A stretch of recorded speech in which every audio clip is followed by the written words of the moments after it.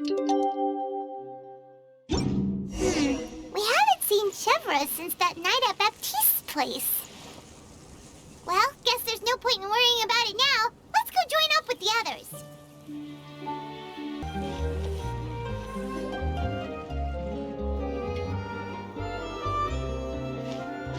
Good morning! Hayaka and I were just talking about you. Is Chevra still not joining us today? Probably not. We haven't seen her either. Huh? That's such a pity. Director Farina said that we've only got a few small scenes left before wrapping up the entire thing. She even said that she'll get me into a couple scenes, so everyone will have a chance to shine in front of the camera. We were also planning on having a victory feast once we're all finished filming. You can join us, right? If only Chevros was here. I still haven't taken a photo with her. I'm afraid that can't be helped. Those special patrol folks are like phantoms when they've got a case on their hands. But to be honest, I'm even more concerned by what I read in the Steambird earlier this morning. It said that the killer in the murder case was none other than the author of the Two Musketeers.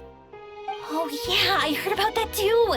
He came forward and confessed his crimes, but gave no explanation as to why he pulled the trigger. We didn't know about this case at all when we joined the film. Is it going to affect the reception of our work? From a pure publicity standpoint, this will draw a lot more attention to our film. I have to say, though, that no director can be perfectly comfortable with garnering attention through means other than artistic skill. To be fair, I feel like that ship sailed the moment you allowed yourself to be named as the director on our posters. It's not my fault that I'm super popular. What was that saying again? My popularity has, Sunk to an all-time low? spread to the four corners of Teyvat.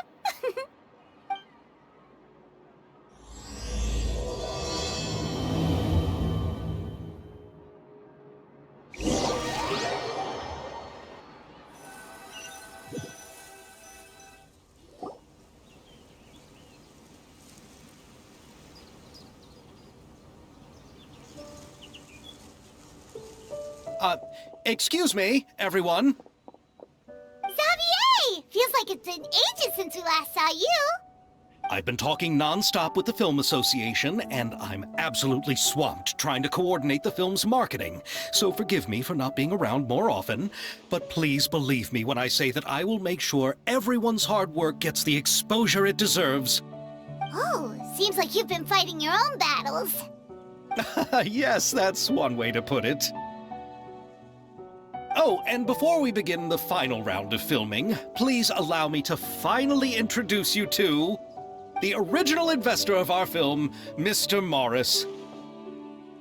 A pleasure to meet you all. Yes, glad to make your acquaintance, Mr. Morris. We've heard about the issues you've encountered with your financial situation, and genuinely hope that things have taken a turn for the better.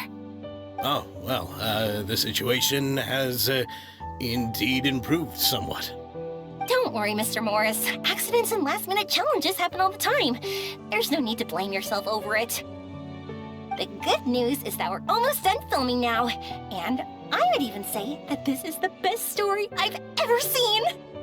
Is that so? I see, that's great news. All right, now that we've gotten all the pleasantries out of the way, let's get this show on the road. We'll mostly be filming typical people and scenery from the streets today to improve the sense of environmental ambiance in some parts of the film. Oh, and there'll be a cameo for Mr. Kamisato and Miss Yoimiya as well. They'll be used to show outsider perspectives on the fates of the Two Musketeers. That's right. Ayato should be here any minute. Excellent! Then let's start with the scenery shots.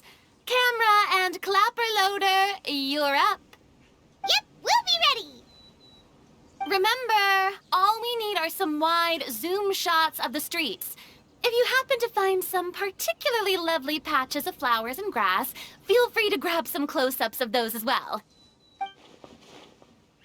Ready? Lights! Camera! Action! Okay, now move the camera slowly. Try to focus on that flower. What's wrong? Just adjust the focal length a bit. Something the matter? Huh? But wasn't it working fine for all the days before? Veronique, can we try a different camera? No problem. How about this one? All right, let's give it another try. Lights! Camera! Action!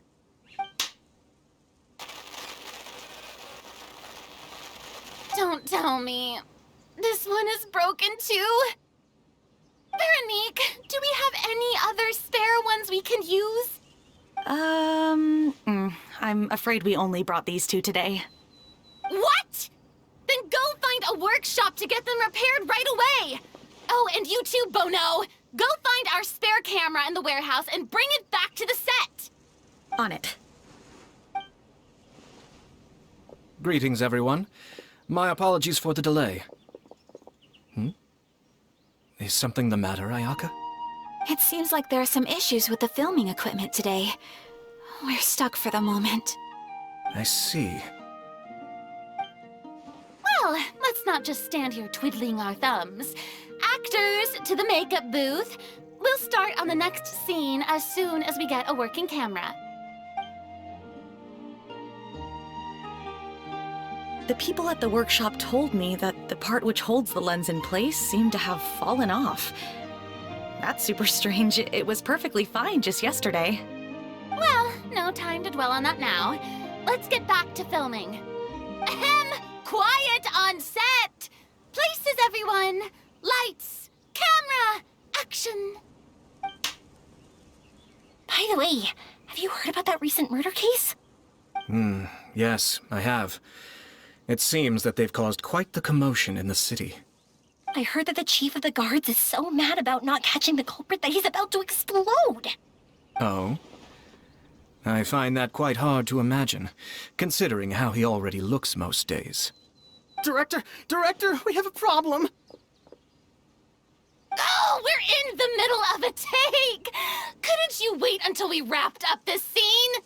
No, Director, our film, all the finalized film that we've been keeping in the case has disappeared. Oh, wait, what did you say? Mr. Bono, please take me to where the film was kept right away. I'm coming too. No, Yoimiya, you have to stay here. Oh. Okay, listen up. Everyone who's not working on this current scene can go with Bono to look for the film. Everyone else, stay put and wrap up the scene. Unbelievable. How could all these problems happen in just one day? We're back. How did it go? Did you find the film? We found it in the sewers. Huh? In the sewers? Is the film still okay? We discovered it just in time, so we should still be able to salvage it. The others are checking now to see if we lost any specific scenes. Oh, you scared me for a moment there. I nearly thought we had lost everything. I really don't want to experience that feeling of despair again. Okay, but who could have stolen the film and dumped it there? Could it be some competitors working on other films? But if they wanted to harass us, why wait until the last day?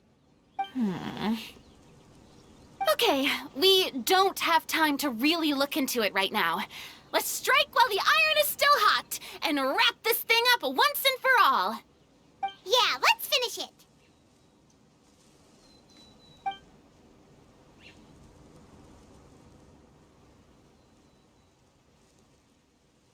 I would like to officially announce that our entry to the festival, The Two Musketeers, has now concluded filming! Paimon is spent. It's so late already. Even though the filming process proved to be extremely challenging, everyone provided valuable and unique contributions to the final product. Thank you all for your dedication and support. And just like Director Farina, I would also like to extend my most heartfelt thanks to all of you. Really, you've all helped me so much.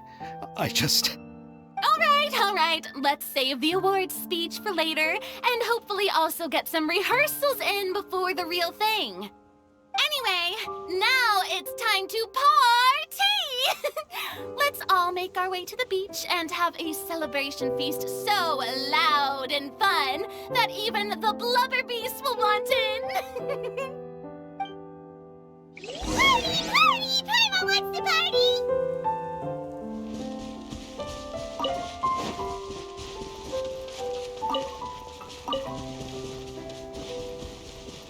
Whoa, this place is hopping. Everyone's finally getting to relax after wrapping up the film. Let's go chat with someone. Have you ever seen a fireworks show, Mr. Morris? It's pretty amazing. I'm afraid I haven't, but I'll take your word for it.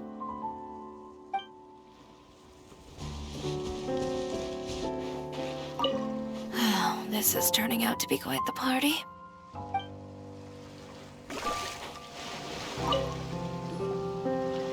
Hey, Ayato! How's your work been going? Everything went rather smoothly. Thank you for your concern. Ayato told me that we've already confirmed the dates for some Inazuma Fontaine cultural exchange events. So the next time we visit, we'll be doing so in our capacities as the representatives of the Yashiro Commission. Oh, that's great! Then maybe Paimon will be able to find Fontaine detective novels in Inazuma from now on! Oh, wait. Wouldn't Yaimiko get upset if that happens? That would be stealing some of her business. You've got a point. She's always complaining that light novels have become bland and too predictable after all. The cultural exchange won't only feature literatures of both nations, of course. We have also made plans for cross-cultural engagements in the fields of gourmet cuisine, toy making, and artisan craftsmanship. Whoa! Paimon's getting super excited now! When the time comes, be sure to visit and participate in all the events.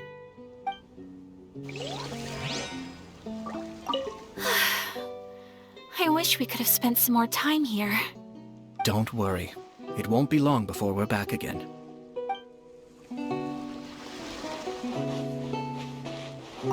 I was thinking, if this film turns out to be a success, could I ask the two of you to stay and be a part of my crew? Of course, I'll definitely increase the pay for next time. I'd be more than happy to, Mr. Xavier. Thank you for the offer, Mr. Xavier. But I've made some plans to go on a journey to the other nations once the festival is over. Is that so? Well, then in that case, bon voyage, Miss Veronique. Please feel free to get in touch once you've returned to Fontaine.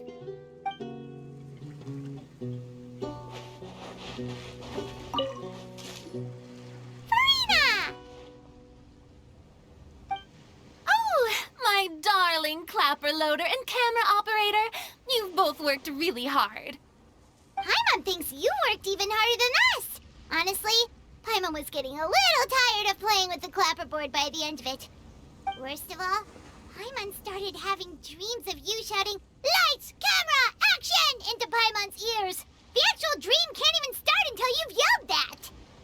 Hey, if anything, shouldn't I be more grand and delightful than your dreams? We've been through so much together, and that's how your brain remembers me? That's not Paimon's fault. We've just used the clapperboard too much lately. Anyway, what's most important is that we've wrapped the film. I'm pretty confident that we'll take first prize. Hey, no need to mention the official name. Wait, now that you mention it, if we did win the prize, would Farina just get a statue of herself? Come on, I don't need that kind of attention. Xavier can accept the reward on our behalf. But just imagine! Farina accepting the Farina Award and holding a Farina statue.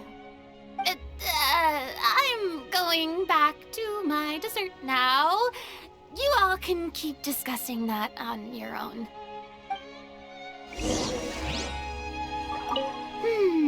What kind of dessert should I try next?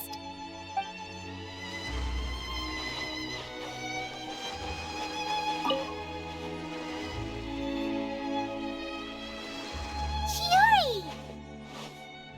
Hey, you two. Are you not really into these kinds of big social occasions? Not particularly.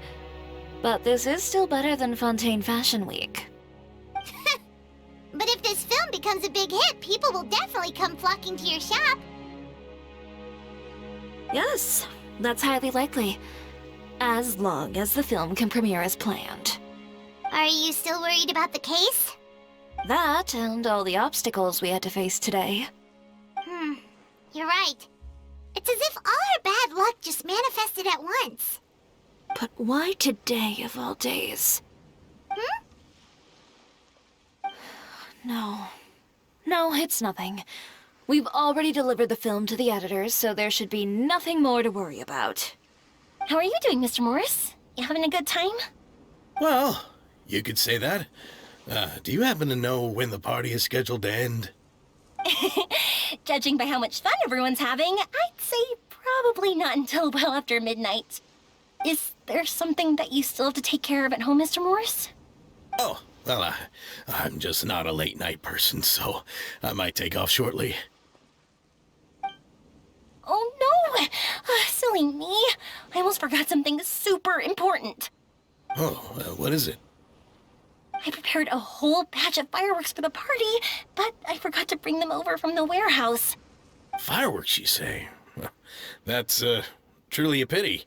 Sorry things didn't go as planned. Could you help me carry them over, Mr. Morris? I won't be able to fetch all of them by myself.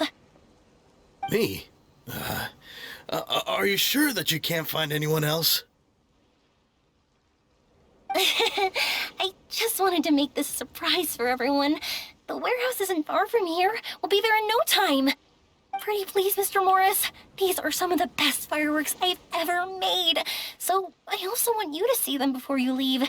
They're stunning. I promise that they'll be a once-in-a-lifetime experience that you'll never forget. But... It's okay. Just come with me. If we're sneaky enough, nobody else will see us leaving. All right. The warehouse is right over here. I moved the fireworks there in advance, so shh! Don't let anyone else see us. I still want it to be a surprise.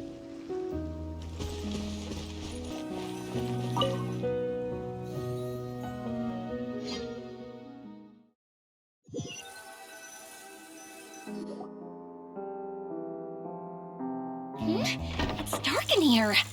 Wait here, Mr. Morris. I think the light switch should be somewhere over here. Why did I have to get roped into this? What was that?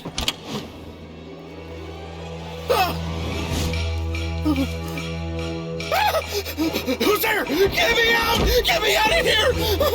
Did you really think you'd get away, Morris?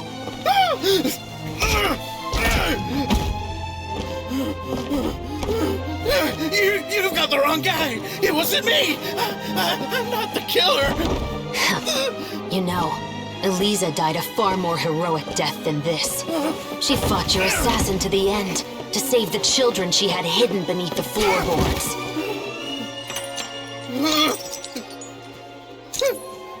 That is Eliza's pendant. The one with a photo of you two inside. The one you gave her. Ring any bells? It's a fake! It has to be! There's no way! No way your assassin didn't destroy it, you mean?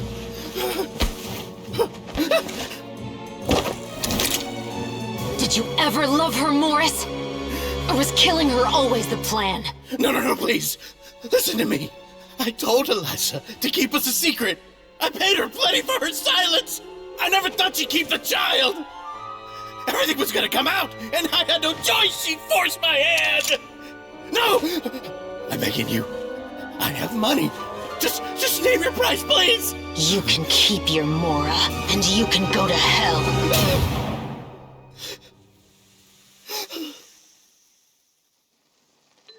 I'm Captain Shovraz of the Special Patrol. Morris, you're under arrest for Eliza's murder. Huh?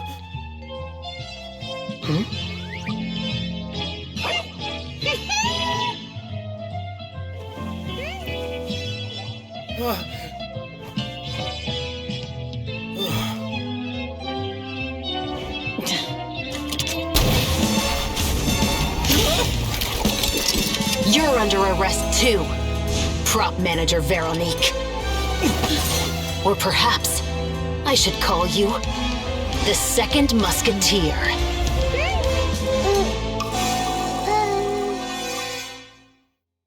Wait, what's going on? This wasn't in the script. Drop the gun, Veronique. Why? Why would you keep me from exacting revenge on this heartless monster? Drop your weapon. This is my final warning.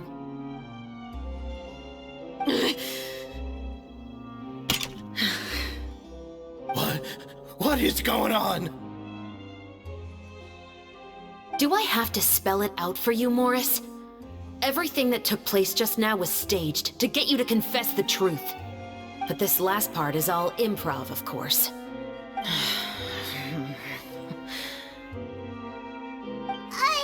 Shivers, you told us you wanted us to help you stage a play. You never said anything about the Second Musketeer.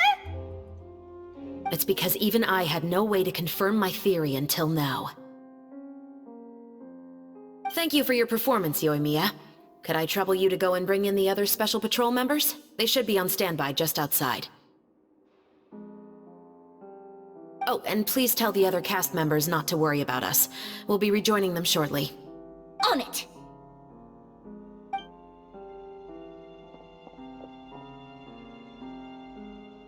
So what do you think, Morris?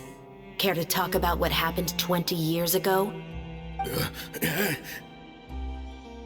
My patience is limited, you know. Don't force me to take you back to the interrogation room. I'd wager that you wouldn't last for more than a minute in there. With the recording we made, you have no chance of winning in court. Cooperating with us now is the most practical move. All right. I'll talk. I hired an assassin to murder Eliza. She once worked as a maid on my family's estate. She was very beautiful, and after some time I fell for her. We kept our relationship a secret and carried out an affair for some time, but it wasn't long before she became pregnant. And if my parents ever found out, they would have stripped me of my inheritance and status, driven me out of my home. I also didn't expect Eliza to insist on bringing the pregnancy to term. She even asked me to leave my family and travel far, far away with her. She believed that you were truly in love with her. I didn't have a choice.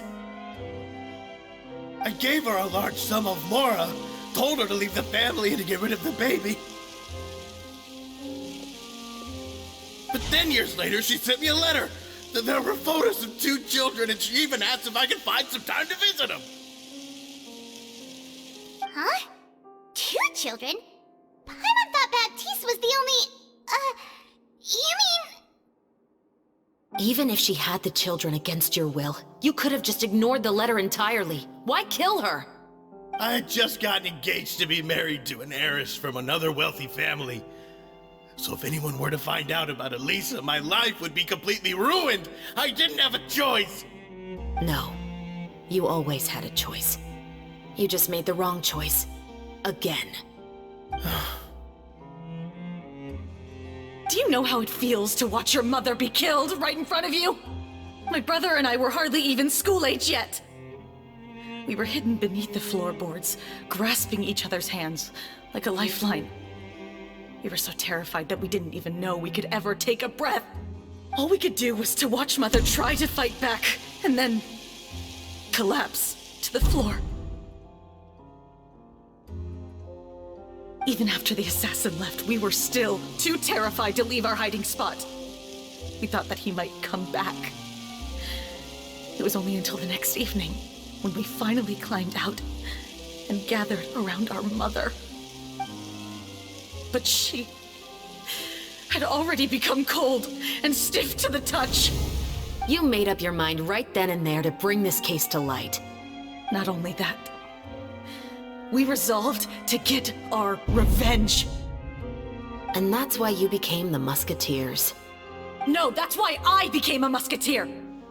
The man from before was also killed by me. My brother had nothing to do with it. I figured as much. You did? I once told these two that he didn't look like a killer to me. His confession from that night also rubbed me the wrong way.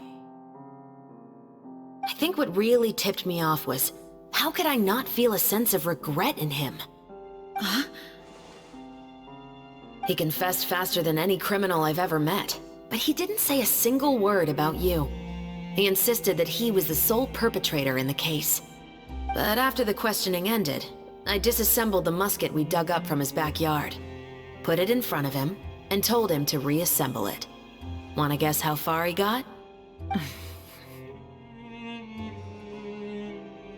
He had no idea where to even start. He's never touched a gun in his life. Based on that, I determined that he was not acting alone. He only surrendered himself to draw our attention and create a moment of opportunity for his partner. So, I decided to play along. And as expected, the second musketeer followed us without hesitation once she saw Morris get separated from the rest of the cast. Besides, why else would he call the novel The Two Musketeers? But how did you know it was Veronique? I figured it out the moment Baptiste told me his father's name. That so-called financial crisis was all just a ruse. He just wanted to sign up as the investor and then leave the film without any source of funding. After all, he has a vested interest in minimizing the reach of this story. It's really just the same thing as what he did to Eliza all those years ago. Human scum. But then Xavier pulled out all the stops and got the film made against all odds. Morris couldn't have that. With the killer in custody, he figured it was safe to act. And so he came to visit the set today, just as I expected. Wait, so you were behind all those mishaps today?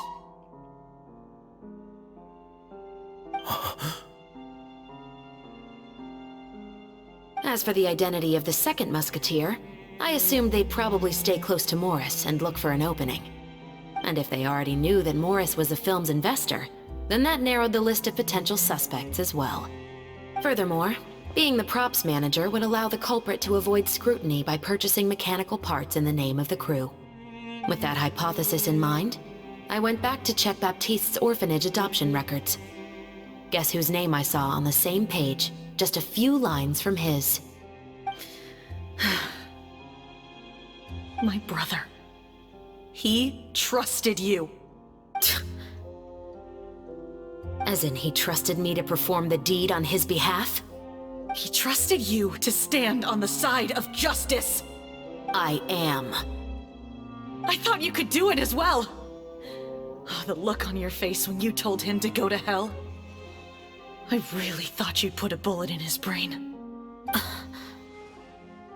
You know what he has done. Are you telling me that you'd rather see him spend the rest of his life living like a king in the fortress of Meripede? I will never be able to forget the feeling of my mother's cold, lifeless hands. And you would call this ending fair? Is this what you call justice? I won't lie, Veronique. I did hesitate when your brother first told me about the truth. I wondered. I agonized over whether I should really put a bullet in his head. So why don't you? Because that should never be how justice is carried out in this world. Perhaps, to you, justice is simply reciprocated. An eye for an eye, and a life for a life.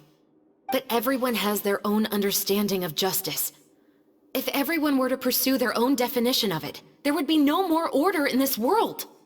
Today, you'll kill Morris, and tomorrow, his children may come for you. The world cannot render judgments based on a desire for revenge. That will only lead to a cycle of revenge, as well as the destruction of order and civilized society. Fontaine is founded on a set of laws and a standardized code of justice. That is why we are the nation of justice. But with all that said, I will promise you this. Morris will not lead a cushy life in the fortress of Meripede. Chevreuse, the rest of the Special Patrol is here. Thank you so much, Yoimiya. Letelier, Terena, please take them away.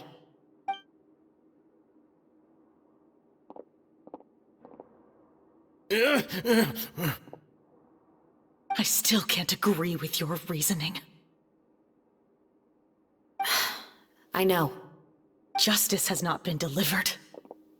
At least, not today.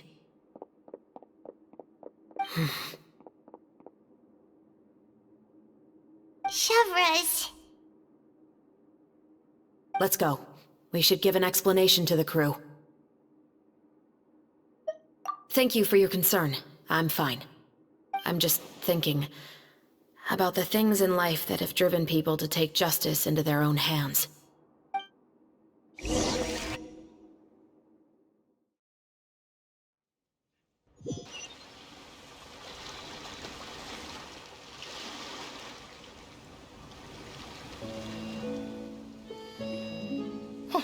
Who would have thought Morris would turn out to be... I'm at a loss of words. How could he have done something like this? I'm just glad that you're all safe and sound. Who knew that such a labyrinth of cases would be behind this story? Well, what should we do now? We have a finished film, of course, but should we still go ahead with the premiere? What do you mean? Shouldn't you be even more motivated to spread the word now that you've learned the truth? Chiori is right. I'd also like more people to see this story for themselves. But the real ending of the story seems to have deviated somewhat from the one in the script. Is that still acceptable to you, Miss Chevreuse? The call is yours. We still have time to reshoot an ending if that's what you'd like. No, it's fine as is. I like what we have for the catharsis. Romanticism is what gives works of art their appeal. Fiction is able to explore means of restitution that could never work in real life. Just like the real world, the world of stories also has its own set of rules and justice. These different possibilities are what initially drew me to reading in the first place. Sounds good to me. I support your decision. What about Veronique? Will she be okay? She will soon face her judgment alongside her brother and Morris. If I had to guess, they'll probably all be sent to the fortress of Meripede. I'll make sure to give Risley a heads up about it. Oh, you mean that kind of heads up? Exactly. Ahem. All right, then the matter's settled. Now that everything's been taken care of, there's no reason for us to keep looking all gloomy and grumpy. Let's get back to the feast and enjoy each other's company. We'll be starting the post-production process tomorrow. You should join us, Chevreuse. You missed the first few hours of the party, didn't you? All right. Count me in. Then I'll wait for you over there. There's still some good news that I'd like to share with Chevreuse. Traveler, Paimon, could you wait for me by the sea after the party ends? I'd like to go on a brief walk with the two of you. Thank you very much.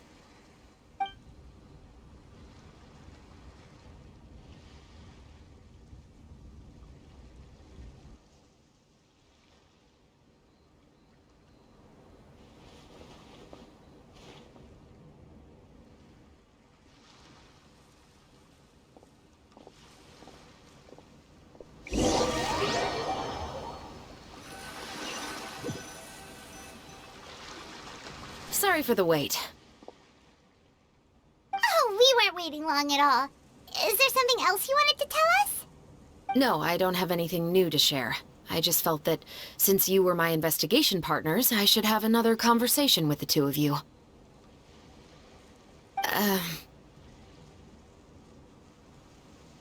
Traveler, how would you have responded to Baptiste's request if you were in my shoes? When I was young, my father often took me here to swim.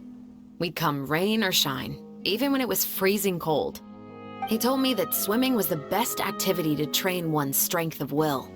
You could never give up before reaching the shore, especially when the water was cold. Oh? Why's that? Because the moment you give up would be the moment you die. At that point, I still hadn't received my vision.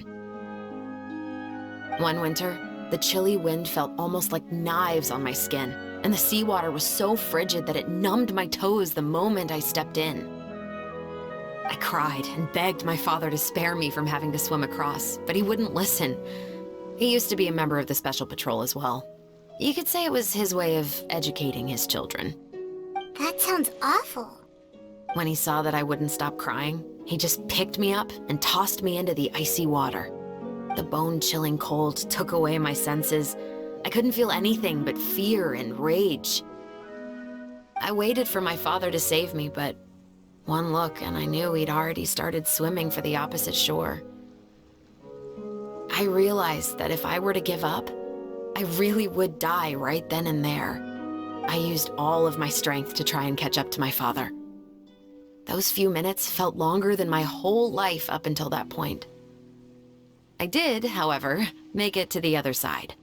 I've never felt afraid about anything in my life after that, nor have I ever cried again. That way of teaching would have never worked on Paimon. Yeah, I don't think that was the right method for anyone. It's just that, working now as I am in the pursuit of justice, I still sometimes feel like I've been tossed into that winter sea all over again. The anger and the helplessness. Chevres. But the worse I feel, the more I know to never give up.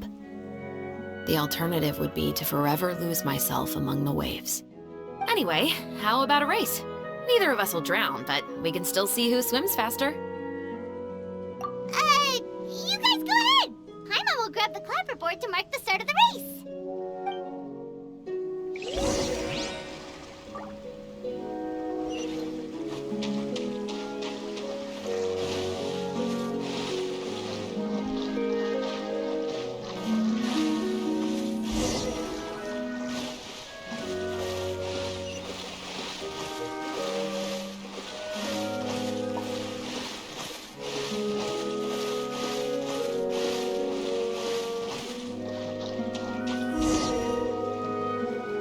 Whoa, that felt good. You were so fast in the water, Chevres. You were swimming even faster than Paimon can fly. So, about the Special Patrol, did you join because of your dad? Partly, but I'd say I was more inspired by the heroes I read about in stories growing up. Oh, so it's due to your love of stories. Of course, it was only after I joined the Special Patrol that I learned that truth is often stranger than fiction. Come on, let's walk a bit more.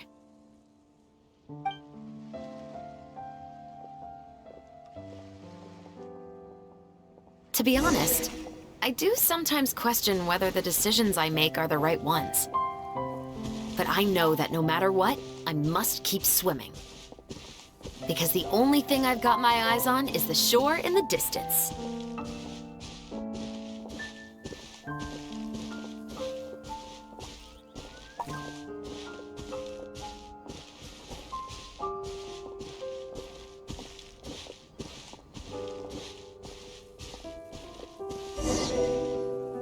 Thank you for coming on this walk with me. I feel a lot better after getting all that off my chest. Huh. We're nearly back at Baptiste's house. Huh. You're right. I didn't realize we were so close. He really did plant a lot of flowers. It's just like how he described it in the story.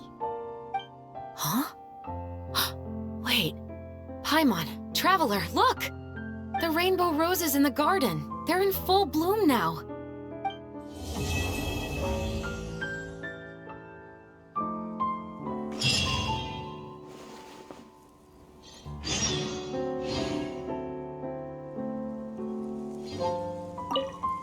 Even though it's a bit late, I must thank you for investigating this case with me. Not on behalf of the Special Patrol this time. It's a personal expression of gratitude from yours truly. Oh, you want to hear more about my father? To be honest, I didn't spend that much time with him. He was always busy with the Special Patrol, so he would often return home really late at night. Some nights, he didn't come home at all. Once, he didn't come home for a long time, maybe a whole week or so. When I went out to buy food, I learned that he had become a criminal, and by extension, that made me a criminal's daughter. But we can talk about that another day. I actually have a lot of sympathy for Veronique and Baptiste. I can understand the hatred they feel for their father. But that doesn't mean I'll allow them to walk the path of evil, even if it might lead to another sense of justice. Films are different from the real world. They're a form of art and represent the wishes in people's hearts. I adore the two Musketeers, and I'm very happy to have had the opportunity to act the role as one. I can't wait to catch the film when it premieres in the Opera House. I'm looking forward to seeing the audience's reaction to the climactic ending. Thank you for looking out for me. I'll see you at the award ceremony. I'd be very surprised if we don't win.